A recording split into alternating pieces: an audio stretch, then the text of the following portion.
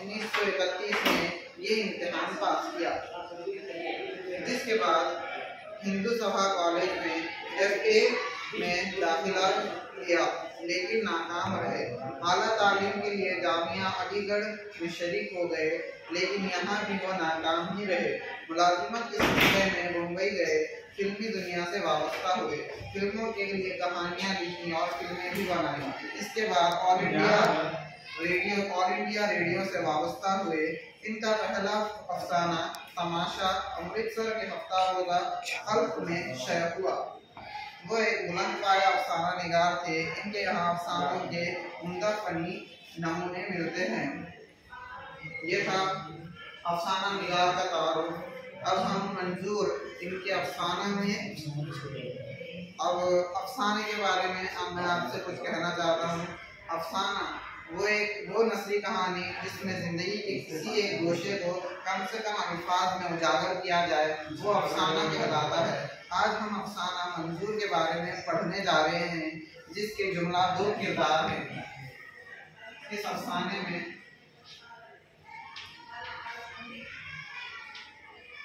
2 किरदार है।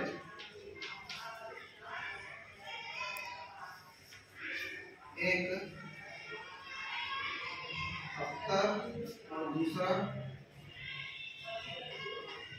मंजूर।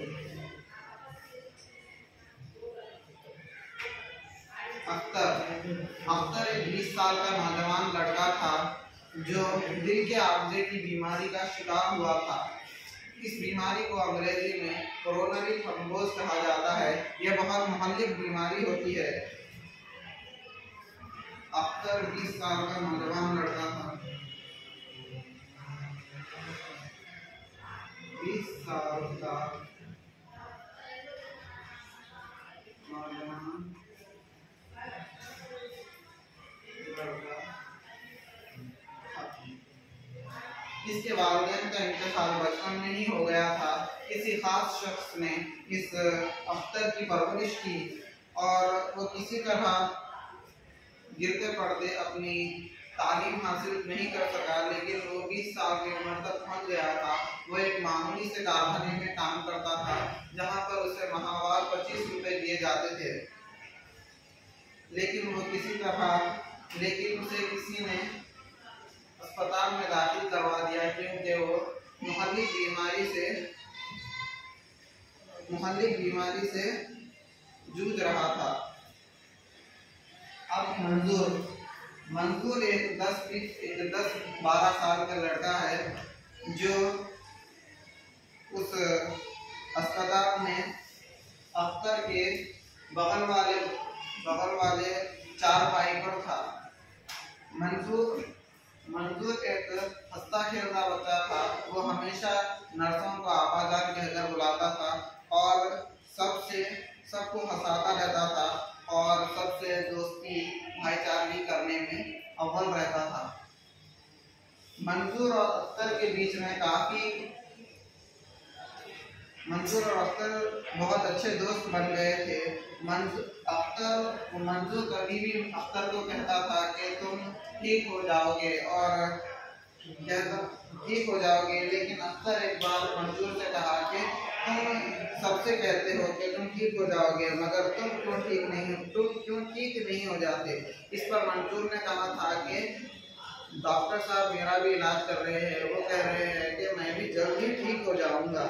लेकिन कुछ दिन बाद अख्तर को मालूम हुआ कि मंजूर का नीचे का हिस्सा फालिज हो चुका है, क्योंकि एक दिन मंजूर बाहर से खेल कर आया था और ठंडे पानी से नहाने की वजह से उसके निचला हिस्सा फालिज हो चुका था।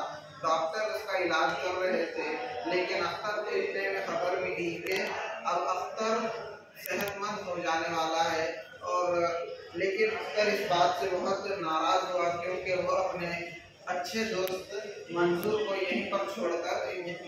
इसी अस्पताल पर छोड़कर घर जाने वाला था। इस पर अख्तर ने मंजूर से कहा कि तुम क्यों ठीक नहीं हो जाते।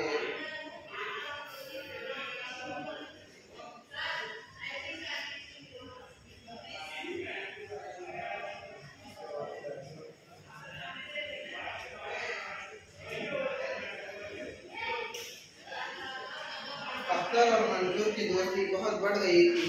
मंजूर की जात की नज़रों में मसीहा का रुतबा था और रखती थी कि इसने इसको दोबारा जिंदगी अता की थी और इसके दिलो दिमाग से तमाम काले बादल हटा दिए थे जिनके साए में कितनी देर तक घटी घटी जिंदगी बसर कर रहा था।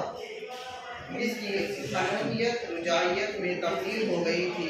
इसे जिंदा रहने से दिलचस्पी हो गई थी। वो चाहता था कि बिल्कुल ठीक होकर अस्पताल से बाहर निकले और ये नई सेहतमंद जिंदगी बसर करना शुरू करे।